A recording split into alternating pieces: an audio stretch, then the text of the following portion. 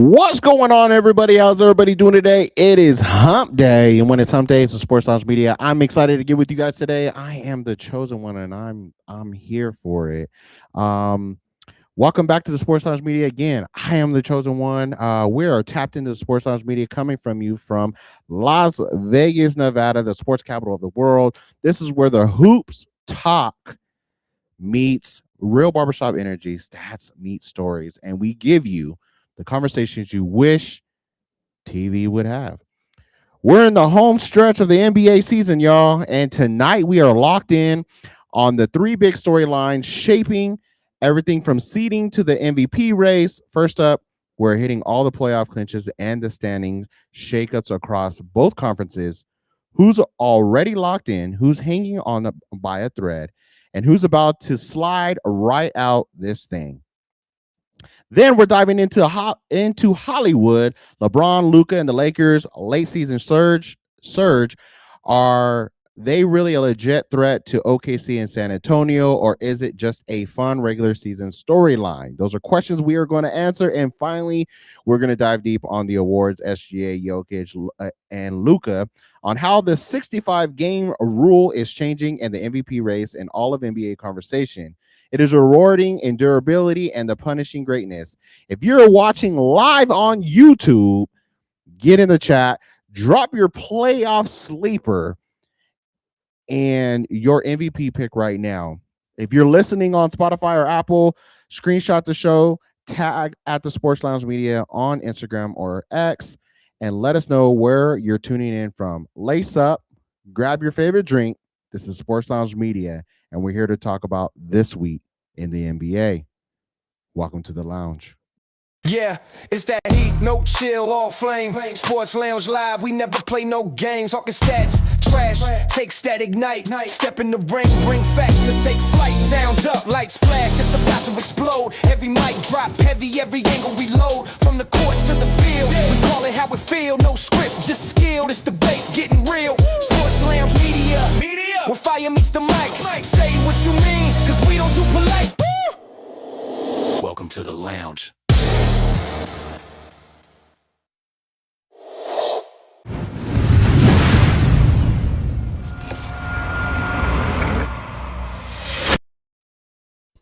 The Sports Lounge Media Show is brought to you by Cali Built Graphics. Welcome to the lounge.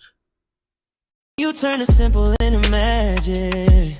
Turn the background to a classic. Love ain't just in February, no. It's late night calls when your heart feels heavy. It's slow jams playing in a parked up Chevy. A real thing, baby, we don't move petty.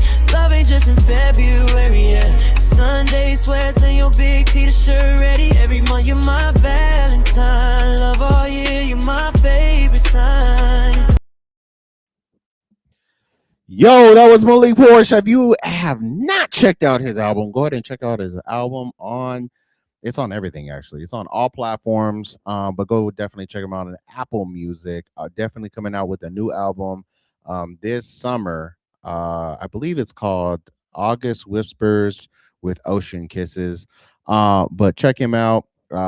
Thank you for being a proud sponsor of our show and everything that we do here at Sports Lounge Media. Thank you to all of our sponsors and our new sponsor that we are bringing on our new Spanish channel that's coming out on Saturdays, Pollito Aguas, Pollito Aguas.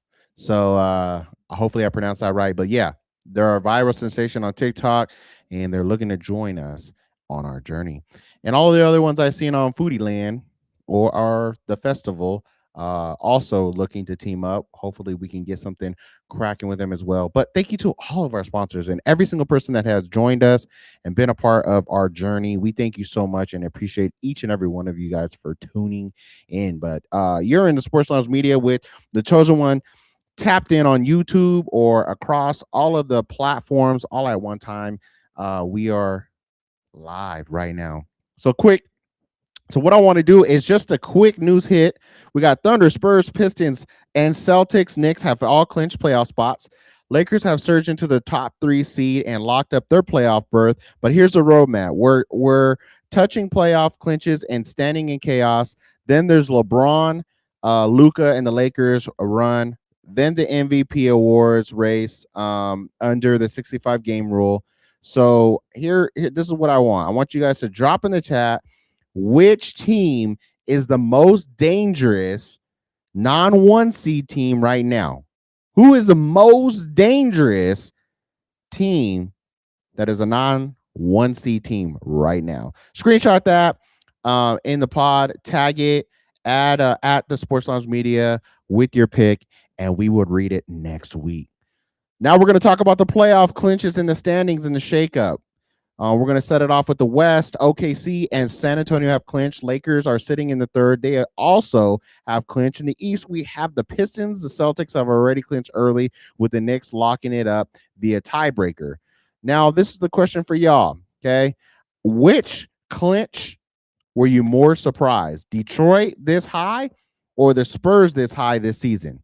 I'm going to answer mine would probably be the Spurs. Only because Wemby doing it by himself and not, having that crew around them actually contributing to their success has been a major surprise in how young they are. So that was a surprise to me.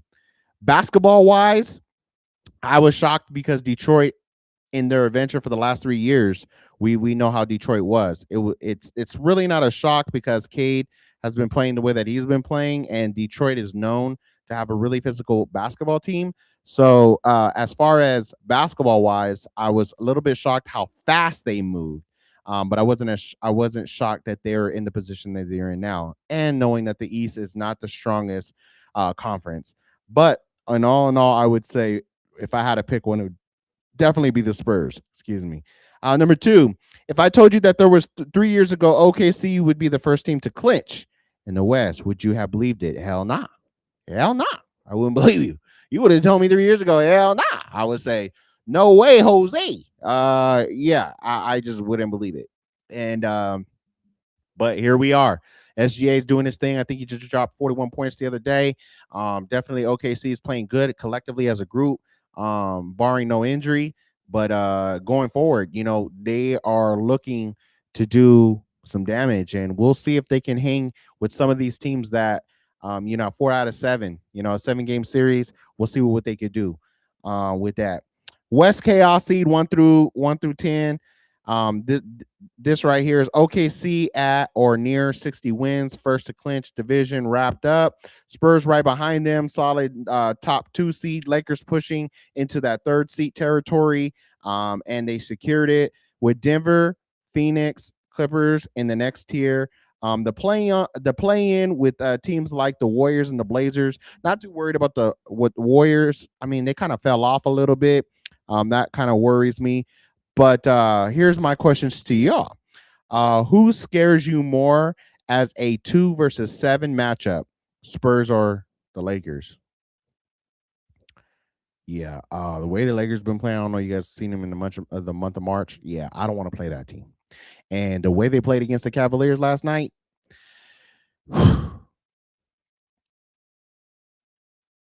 I'm scared to whoever played against them because they happy right now and they on a high. And when these teams start to figure out their identity and these teams start to play strong towards the end of the playoffs and you figure it out, they seem to be the team that kind of carries that into the playoffs and start playing really good basketball. And the way that Luka's been playing out of his mind, and LeBron is taking a back seat, like no problem, I'll take a back seat. I can still fly. I can still jump. My chin above the rim and slam dunk and fly out of the gym. The way that they're playing really great basketball, y'all.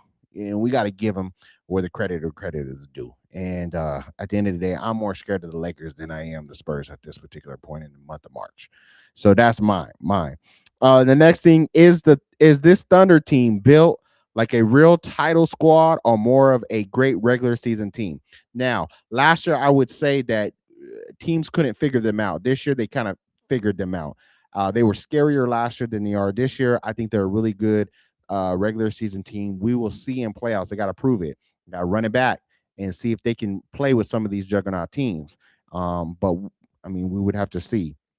Number 3, which West brand name is most likely to miss it out altogether? Yeah, that's hard. That's a hard one. Put it in the chat though. These are questions for y'all. I'll answer some of them, but that's a hard question for me. So you guys got that one. East pitcher and a dark horse. Pistons are a legit top 2 seed. Celtics right now are steady as always. Knicks in the third forward range, and then you got the Cavs, Hawks. Hawks has been playing out of their mind too in the month of March. And that was a shock. If any team was a shock, it was the Atlanta Hawks.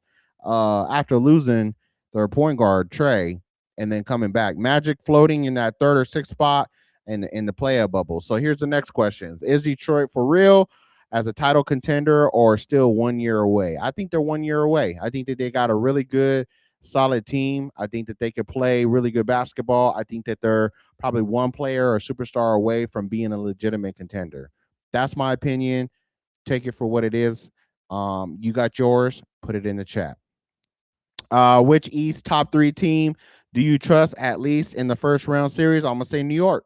New York didn't really deal with any injuries or anything like that. So for me, I would say that New York is the team that I would be more leaning to when Jalen Brunson has to put it on his back. He has. OG's been playing great. They also have Towns that could kind of shake up some things, whether if he's playing the 4 or 5. So I would say them. If not them, then it would be the Celtics. With Tatum coming back, we kind of see that Jalen carried them to where they needed to be, and now you bring Tatum in at the right time, getting ready for playoffs. They could be scary, in the future of the rest of the season. If you're a East contender, which 6 team would you actually want? So that's a really interesting question on the 6 seed. If you are a 6 seed, you're gonna want one of them bottom teams. That's tough, man. The Heat, even though they've been playing great basketball, I would want the Heat maybe. But they are experienced with an experienced coach. Who else you got down there? Man, who else do you got down there? Let me think here real quick. 2 seconds. 1 second. Second passed by. What team would I want? Miami is, like I said, was number 10. Give me Charlotte. What about Charlotte? Charlotte just moved into the AC. Give me Charlotte though. I think they play fun, but I don't think that they're ready for a real playoff push. So give me them. That would be one. And then so one word for the Pistons rise this week. What would it be? If you can give it one word for Detroit. And they holding it down for their boy who just had the injury. K just had that injury with that collapsed lung. They've been holding it down for him. That was surprising as well. You would think that they would cave and kind of fall off. They haven't. They've been playing competitive basketball without him, and when he comes back, he'll be more legit. So what's one word for the Pistons arise this year? I'm gonna take a poll right here. More surprising contenders. Who do you got? Thunder or Pistons? Who do you like better? Thunder or Pistons? Again, put that in the chat below if you with us. Actually put it and then tell us. Have you put hashtag live if you're watching on the live? Put hashtag replay if you've seen us on the replay. Okay, guys. So there's that. So with that being said, the next segment we're going to talk about, but before we do that, we're going to give a little love to our sponsor. Let's do it. This segment is brought to you by Number One Sports Fan. Welcome to the lounge. Here we're back. Our next segment is LeBron, Luka, and the Lakers late season surge, guys. Luka's 51-point explosion versus the Bulls near a triple double. The game. Let's see here. That game pushes the Lakers to the third seed territory. LeBron returns with a mini absence and still gives you a balanced line. Lakers stretch 7-game wins and 8 building a cushion in the West. And their statistics is crazy for the month of March, by the way, and entirely. I think they only have like 10 losses on the road and only like 8 losses at home. So it's been incredible. Yeah. So here's a question: does that 51 piece feel like a statement game or just a standard Luka now? We can answer that question together. Definitely a statement, bruh. It's definitely a statement. That boy is playing crazy right now. Yesterday he went off. I mean, he's been going off like, I mean, just crazy statistics and with Luka. So uh there's that. Um so let me see here. Let me see here. On the court, oh yeah. How wild is it that at 41 LeBron can still play co-pilot and closer at the same time? He could be the third person behind and say, "Look, I don't need the ball. I'll feed you the ball. I'll get the assist. I'll get the whatever I need. I'll score 20 points if you need 20. If you need 30, I'll give you 30. I'll be the third option." And then there's times where he's like, "I'll carry y'all if you need me carry y'all this game." You know, we've seen both sides of LeBron, so that gives you a lot of leverage when you're that type of team to have a player like that. I think it's amazing. I don't know what you guys think. I mean, he's been playing out of his mind at 41 years old. I haven't seen another 41-year-old player play the way that he's playing, and he just broke another record with the most wins in his career. On-court chemistry and identity. We could talk about net rating with Luka, LeBron, and Reeve. Sharing the floor is elite. We could talk about Luka's March, nuclear scoring, and strong rebounding at a high level playmaking. We could talk about LeBron's season. He has lower usage, but still elite playmaking and in control. And offensively, JJ Redick, they coach, leaning into creativity, action plays, more ball handling, spacing around Luka and LeBron. Here's my question to y'all. Is this the cleanest passing of the torch LeBron has ever had in his career? I think it is. I think it is. Definitely. 100%. Luka is that. You could see it. Luka is the next guy up. What's more valuable in the playoffs? Luka's ability to go nuclear or LeBron's ability to control tempo and the matchups? LeBron's ability to control and the matchups. I mean, at the end of the day, you know, if you 2 and 3 is your 2 and 3rd option is playing great, your number one is going to play even better, right? When you start slacking off, you can't give him the ability to go rest, can't give him the ability to just play spot free basketball. You want that from your 2 and 3. So I think what's most important is LeBron's ability to control tempo in the matchups. And also you can add his also add his experience, you know, in that, having that type of experience to being in playoffs almost every single year of his life. You know, and know how he has that championship pedigree in him as well. So that's the next thing. The next one would be, do the Lakers have enough depth around these stars for a 7-game war? Absolutely. They backups, they be playing heavily strong, and you got Marcus Smart out there. You got, you know, Haynes has been playing good at the center position when he need to be. You got Luke Leonard, I believe his name is, shooting threes. He shot that game winner, 4 or 5 games ago.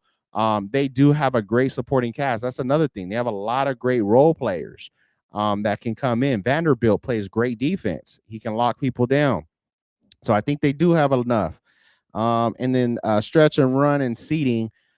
Historic scoring output from the starting 5 in that Bulls game. LeBron following with the triple double versus Washington, maintaining that 3rd position through small bumps and despite suspensions and rests. Luka was suspended last game, not the game that they just played against the Cavaliers, but the game before. They still won that game, but he gotta calm down a little bit. You gotta chill out. You can't get suspended again. And then my last questions about this segment would be, how important is it for the Lakers to lock in that and risk dropping? No, I would keep playing. Keep playing.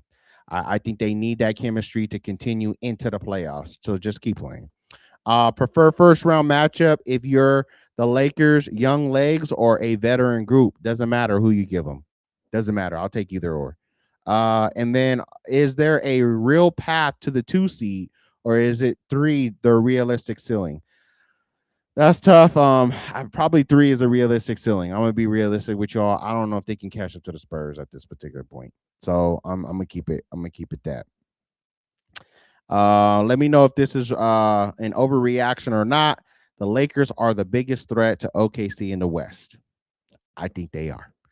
I think the experience of the whole entire team, the role players, everything that I just mentioned, Luka playing nuclear, all those apply. Um, so the next segment, before we get there, I do have one little thing to talk about, and that is our little friend from Hearts and House. His name is Pinball. I believe he's chipped, ready to go. Needs a home. If you need if you're looking for a pet to adopt, this is the chance to do that. If you want to donate and help Hearts and House, there's a QR code right there. You can visit them, I believe, at www.heartsandhouse.com to get any more information. They accept donations.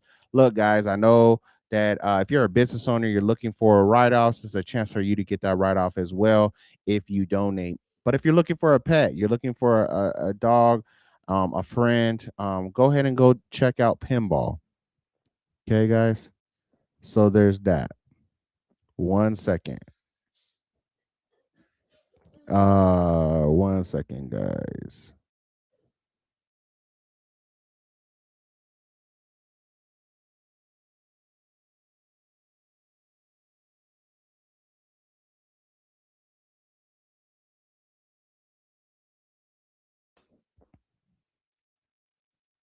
Moving on. SGA, Jokic, Luka, and the MVP race under the 65 game rule. Okay, need 65 games to qualify for the MVP. All NBA and major awards, injuries, and rest days pushing stars closer to that line. Some big names already out of the award convo because they won't hit 65 games. Now, here's the question: has that rule cut down on load management or just punish injured superstars? I think it's a little bit of both. So you got to find a balance. I think the NBA needs to find that balance because at the end of the day, there is people that do load management. We need them to play basketball. Okay, we understand you got multiple games, but this is what you get paid for every time you step on the floor. And I don't think that players that are somebody like K that is a horrific, something crazy happens and he has a collapsed lung, but he's playing great basketball. I don't think that should hinder him. I think that there should be a rule in there and have some type of balance. Is what I think. Would a minutes based threshold be more fair? Huge. I think that if you shift that, if you play this amount of minutes, then you qualify. I think that's a solution. What you all think? Put it in the chat below. Come on now, guys. Let's get hyped up about this segment. Let me give you the cases of the MVP, and you make your judgment, and you tell me who you think should be MVP. Let's start with SGA's case. Here's my talking points. Okay, best player on a 1 seed, 60 win and play, win pace on the Thunder, limited missed games, but doesn't have a huge margin for error. Led midseason MVP straw polls and elite effectiveness and impact. Here's the thing though about SGA is that when we talk about MVP, it's most valuable player. Even though I believe that he's the stud of that team, when you're a 1 seed team together as a team, they play really, really well. So to help, I don't know if that helps or hurts his case. Even though he plays extremely well with that. Now, if OKC finishes with the best record and SGA hits 65 plus, is the MVP his to lose? Absolutely, 100%. Is his value more box score or the way he changes the Lakers? Not the Lakers, the Thunder entire trajectory. I think it does. I think I think it does 100%. If he misses a couple more games late, Do you hold that against him? Absolutely. That's the rule. So we're gonna play with the rules. Okay. There's guys like Jokić that I'm gonna bring up next. He only can miss one game. If he misses another game after that, he can't qualify for an MVP. Let's talk about his case. Triple double level averages with absurd shooting splits, near 65 game line because he has missed, significant games. Still top tier advanced metrics, but the Nuggets not necessarily a 1 seed. So here are my questions. When do missed games outweigh dominance for Jokić? Every time he plays, you could tell that he's the main character. Again, most valuable player. You could tell that with Jokić. If he's not on the floor, you can tell.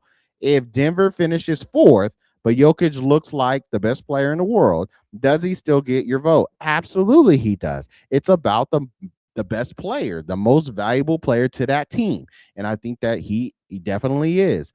Are we dealing with the voter fatigue, or is the rule itself the bigger storyline? I think the rule itself. I think if we switch to minutes, like I talked about with the solution, I think we kind of solved that issue there. Now let me give you Luka's. Around a dozen missed games. So he missed about 12 games. Still eligible though. Incredible counting stats and efficiency, especially in the month of March with the Lakers. He is the best. He broke a record in the month of March, scoring the most points ever. He's on top of Kobe. So that is crazy. When you put Kobe in the conversation with Luka, you definitely got to pay attention to that. Team's record plus availability question keeps him slightly behind SGA and Jokić in some people's eyes. I don't. I think if he carries that into the month of April, yeah, you definitely got to give him the nod. And that's what I have. So here's the questions: is Luka's case hurt more by the missed games or by joining a stacked Lakers squad? I don't think the Lakers squad was initially stacked at first. I think that they evolved into a stacked team. But when you look at Luka and what he's been doing for the Lakers, you could definitely tell that he is the main character. He's the main dude. Again, we're talking about the most valuable player, and he does look like that. If the Lakers finish third and the Thunders finish first, can you justify Luka over SGA? If he's playing better basketball, if he's putting up better stat lines, if he's carrying his team on his back and doing that, absolutely, you would say that. You would say the same thing for SGA. Narrative power. Here we go. Whose story hits harder? SGA rise, Jokić potential in third, MVP, or Luka's reviving the Lakers? Luka reviving the Lakers. Lakers wasn't talked about as a scary team until they hit that stride in late February.